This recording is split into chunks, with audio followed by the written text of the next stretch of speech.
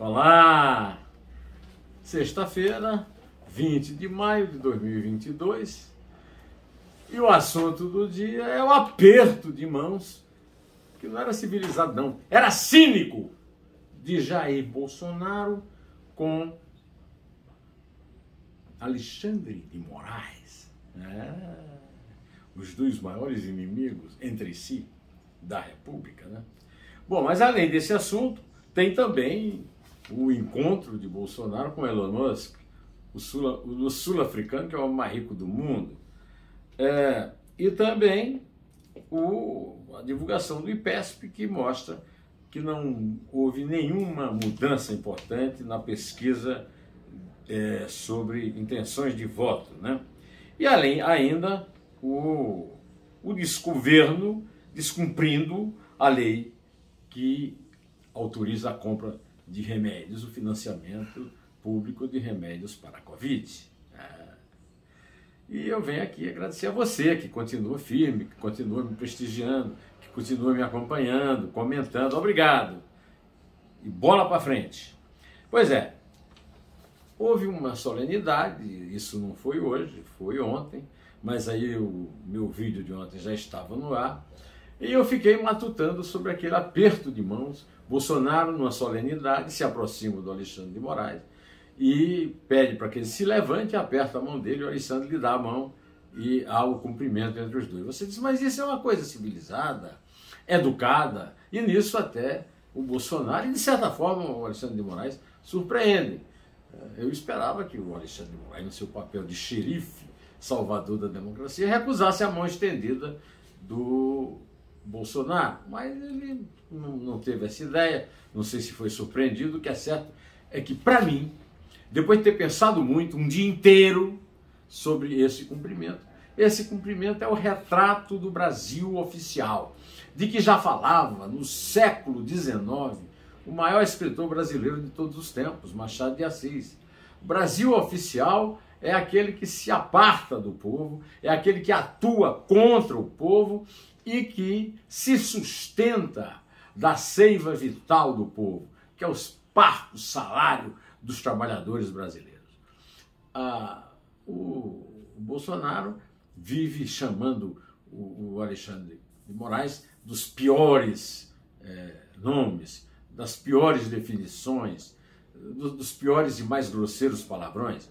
Alexandre de Moraes vive mandando recados indiretos para o Bolsonaro a respeito das suas movimentações antidemocráticas.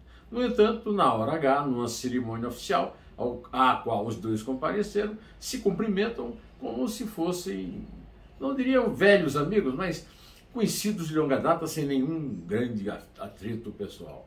São farinha do mesmo saco, essa é que é a verdade.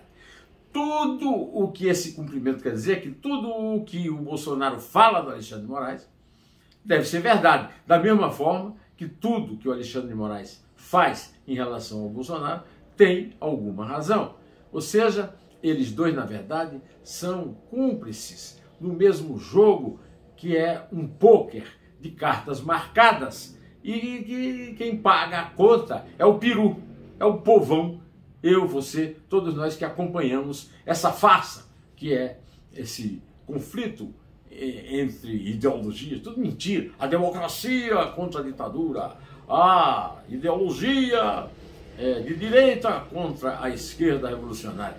Mentira, são todos farinha do mesmo saco, são todos soldados da mesma guerra. É uma guerra que puxa o dinheiro do bolso furado do pobre para viver bem. Todos eles vivem muito bem, Alexandre de Moraes vive muito bem, o Jair Bolsonaro vive muito bem.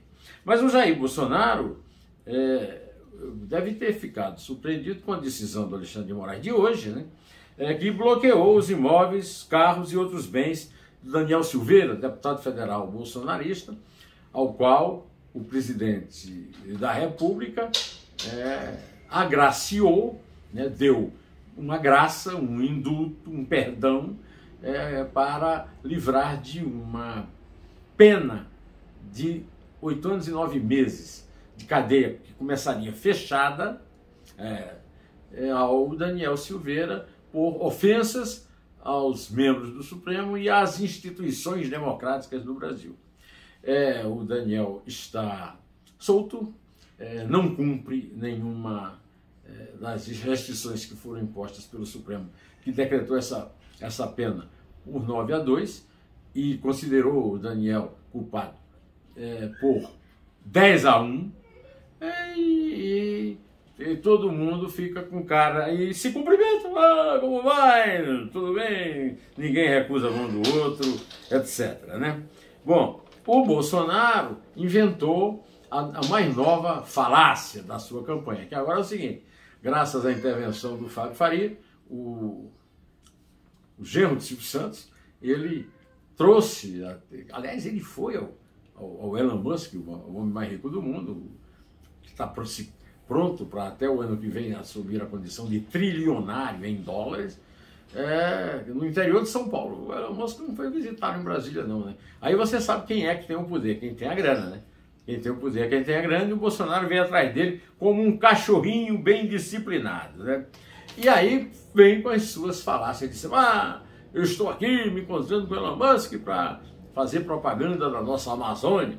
A Amazônia não precisa de propaganda do Elon Musk nem de ninguém. A Amazônia é a maior floresta tropical do mundo e por causa disso o Brasil recebia, não recebe mais, doações, verbas de países europeus e tal. E não é a bênção do Elon Musk que vai transformar a Amazônia num fato, num acontecimento. Ao contrário, o que seria se o Bolsonaro realmente não mentisse a respeito da questão do desmatamento da Amazônia, que é uma praga, né? Agora, o Bolsonaro sempre comete uma coisa ridícula. O jornal O Globo publica na manchete que o Brasil já tem o programa que o Bolsonaro disse que está comprando ao Elon Musk.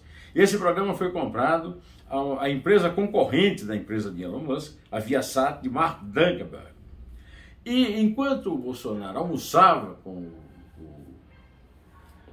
o Elon Musk, a empresa Tesla, uma empresa de carros elétricos, da qual ele é proprietário de 1/5, perdeu 70 bilhões de dólares na Bolsa de Nova York. Sabe por quê? Porque saiu, o Musk é dono de 1/5 disso, né? O Elon Musk é acusado, saiu no jornal, da acusação de assédio sexual de uma funcionária de uma companhia, não de uma companhia, mas do dono de um jato, né, de um avião a jato, que ele assediou em pleno voo, né?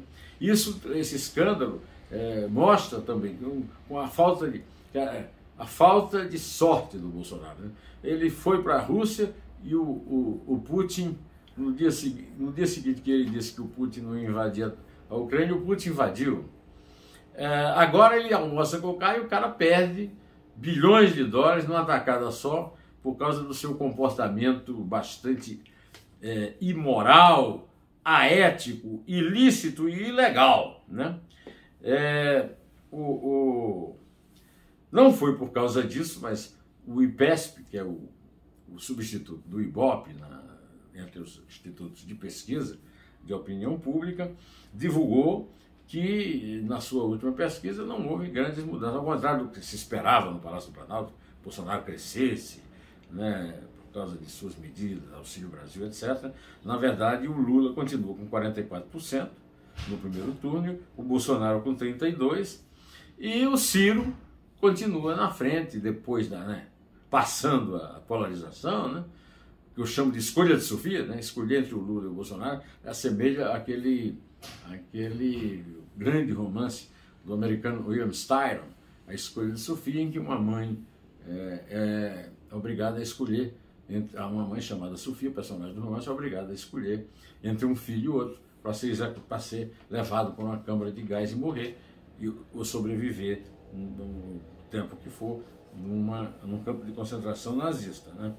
Mas a verdade é que as duas realidades dessa eleição agora é que realmente o Lula é favorito, ainda não ganha no primeiro turno, vai ter que ir ao segundo turno, muito provavelmente com o Bolsonaro, mas a diferença entre os dois ainda é muito grande, né? E a tal da terceira via, que produziu essa notícia, né, que a Simone Tebet passou a ser a candidata do MDB, do PSDB e do Cidadania, né? Tem aí todo o esperneio do João Dória. O João Dória foi traído, ele ganhou as prévias, foi traído. Agora, não é novidade para o João Dória. O João Dória traiu, em primeiro lugar, os seus companheiros do PSDB ao forçar a mão para ser candidato a prefeito. E traiu a população de São Paulo quando prometeu na campanha que ficaria na prefeitura. E saiu da prefeitura para disputar o governo do Estado, da mesma forma que está saindo do governo do Estado para, eventualmente, disputar a presidência, que ele não conseguiu exatamente porque repetiu o fenômeno do Zé Serra, não cumprindo uma promessa que fez, um juramento que fez à população por ambição de um cargo maior, né? Agora está aí sendo traído, ou seja, está provando do veneno que serviu aos companheiros e ao povo de São Paulo. Eu também falei aqui no começo desse vídeo que eu ia falar de uma notícia publicada pelo Estadão, que o desgoverno Bolsonaro descumpre. O que o desgoverno pode fazer é descumprir uma lei, né? Mas principalmente uma lei que financia remédios para o combate à Covid. E então eu não posso dizer que seja uma mera coincidência, nem que não seja, mas a verdade é que os índices de Covid voltaram a preocupar no Brasil em geral e São Paulo em particular. Eu gostaria também de não terminar esse vídeo sem falar na prisão de 2 sargentos e um cabo da Marinha. 3 em 4 presos pela morte do perito Renato Couto de Mendonça, que foi jogado vivo no Rio Guandu, como aqueles mendigos que se falavam muito, a esquerda condenava muito o Lacerda, que jogava mendigo no Rio Guandu para limpar o Rio, para higienizar o Rio, uma coisa da eugenia nazista, né? Pois é, então agora os 2 sargentos, um cabo da Marinha e mais um civil, a eles ligado, são acusados de terem jogado o perito vivo, porque o perito foi fazer um acerto de conta com o pai de um desses militares da Marinha, que é dono de um ferro velho e que estava vendendo peças de um carro que foi roubado dele. Essa associação polícia e crime, ela também acontece em outra notícia, lá do Rio. O Ministério Público do Rio de Janeiro encontrou chefões de milícias em grupos de WhatsApp de combinação de operações da polícia do Rio de Janeiro. Ou seja, as milícias que sempre soubemos, eu sempre falei aqui, tinha ligações com a PM, também tem nas operações de polícia civil. Ou seja, uma coisa que ninguém está surpreendido, até porque isso já chegou aos altos escalões de poder da República.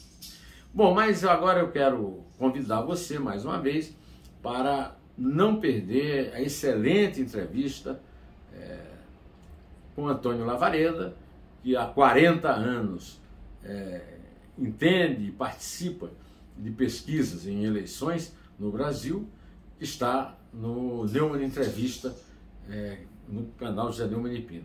E também de ver os 2 vídeos que eu fiz com o romancista potiguar, João Almino, que é primo do meu primo Gaudécio Torquato, e que era conhecido, segundo o Gaudécio, na infância e na adolescência, como Souza. O João Almino era o pai dele, lá em Mossoró, onde o Gaudécio Torquato, conhecidíssimo aí dos nossos queridos ouvintes aqui, estudou no seminário.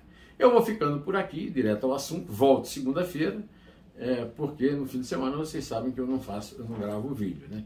Então, em té!